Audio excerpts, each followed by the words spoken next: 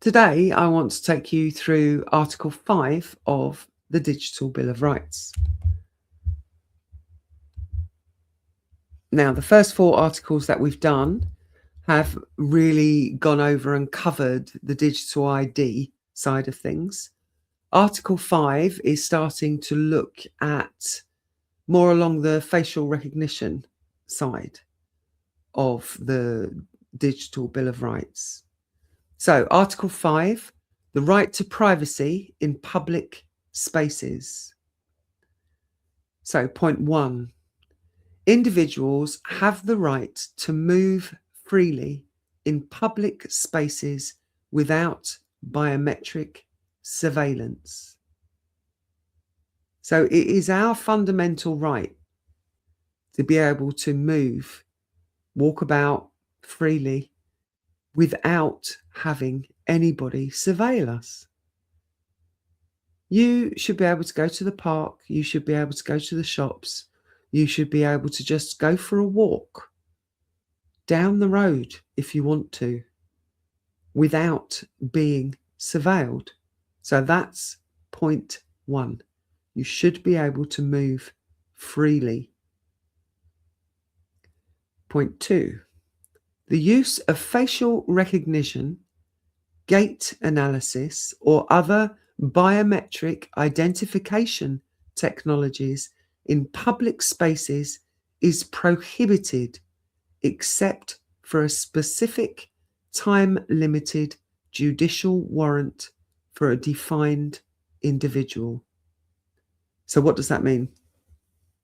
So we know about facial recognition. We know that the cameras that are being utilised by the Met Police, and they let you know at the moment, they let you know that those facial recognition cameras are being utilised. They have signs up, but it's not just your face. It's not just a biometric picture of your face.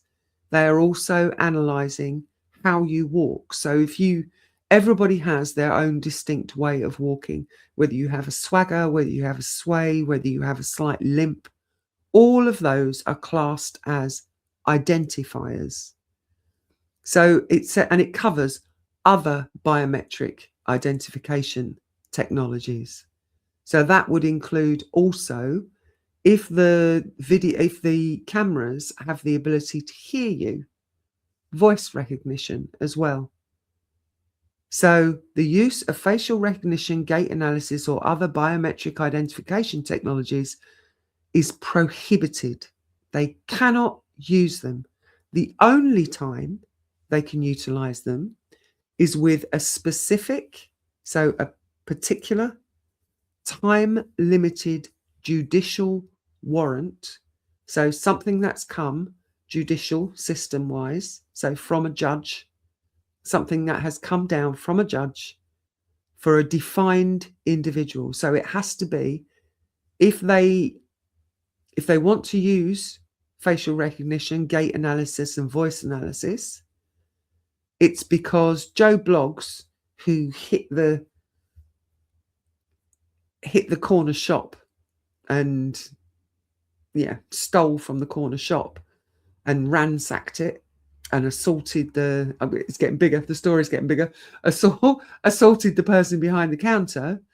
He's known to the area, and he's known to be frequenting that area on that day, and does frequent that area on a Thursday. He goes to that park and walks his dog on a Thursday.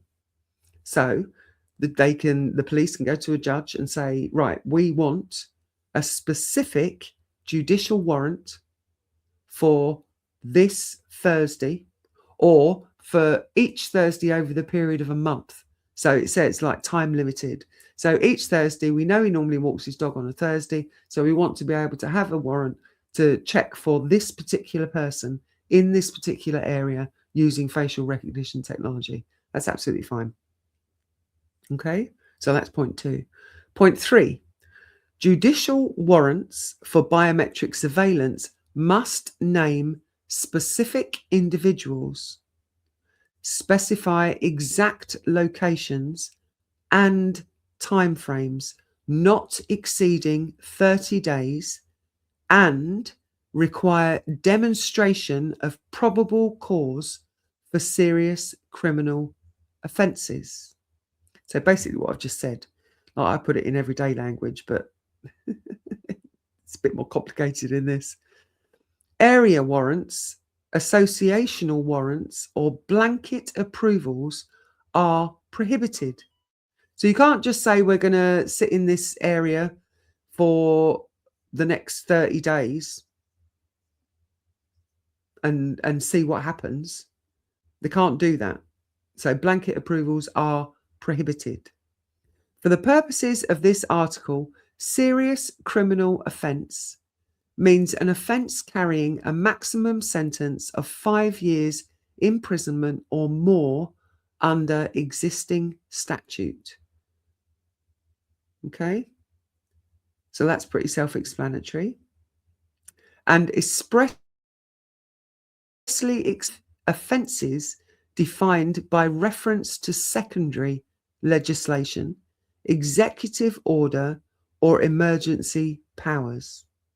Consecutive or overlapping warrants targeting the same individual at the same location shall not be issued without a fresh probable cause determination before an independent judge.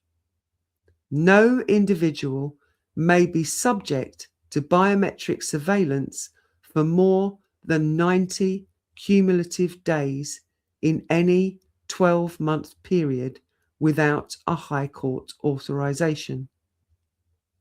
So you can't just, they can't, not us, because it's not us that's doing it.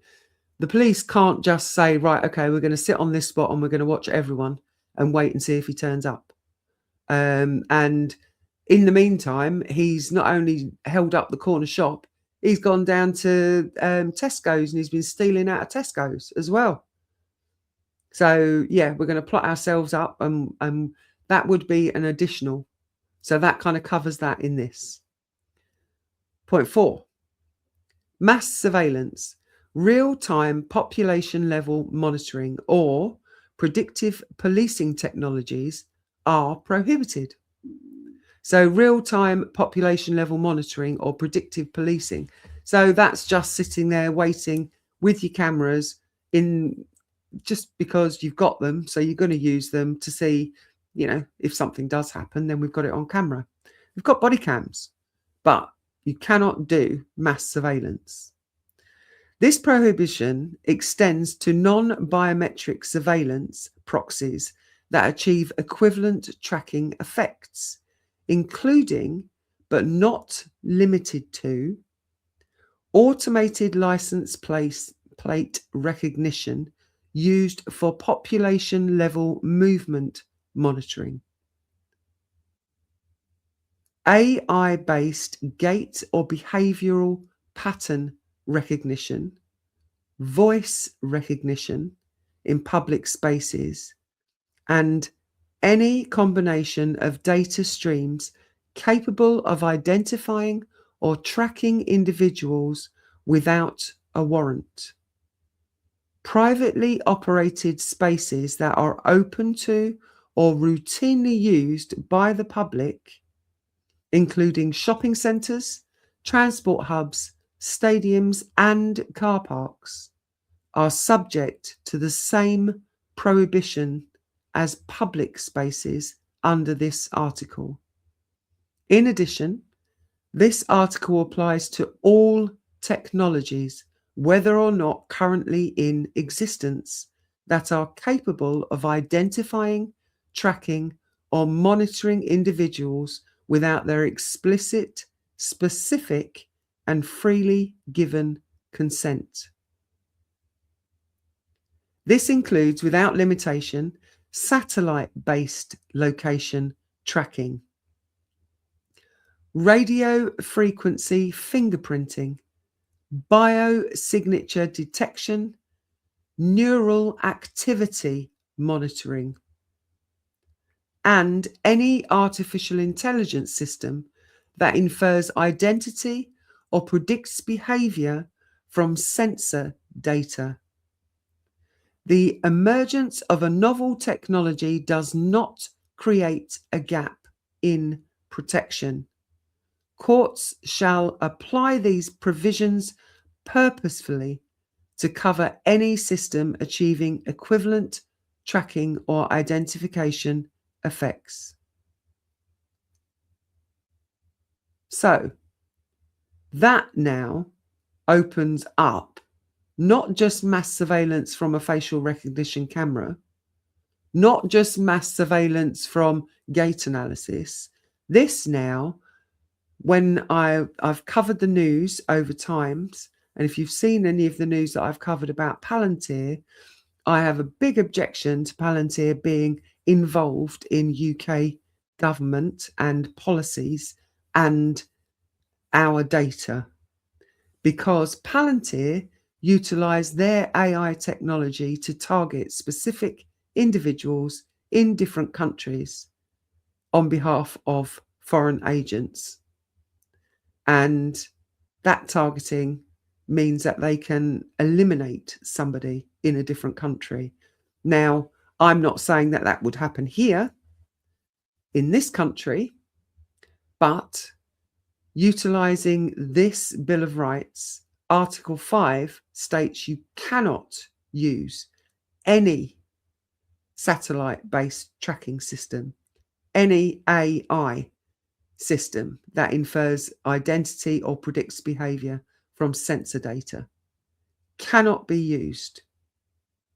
So it expands it out, and it also expands it out to anything they might come up with in the future. Mr. Elon Musk, who wants to start putting chips into our skin, under our skin, into our brains. Oh, it will help with various ailments. Yeah, I'm sure it will. And they'll be trackable. And they'll be accessible to the biometric systems. No. You can see I'm quite passionate about that.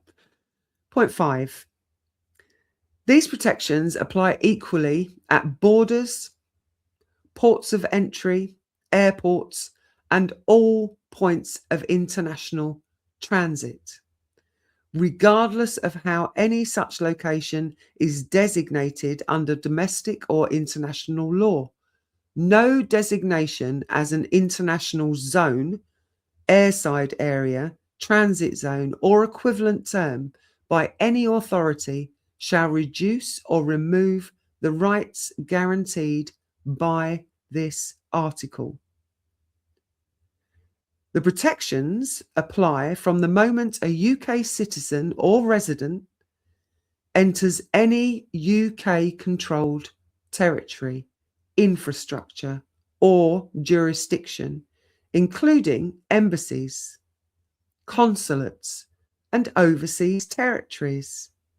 Immigration control and border security may not be used to bypass these protections for UK citizens and residents. So, you cannot have your privacy invaded in a foreign country if you are in or on what is deemed as British soil. So if I went to Cyprus and I went to visit the airbase we have there at Akrotiri, then it would apply there.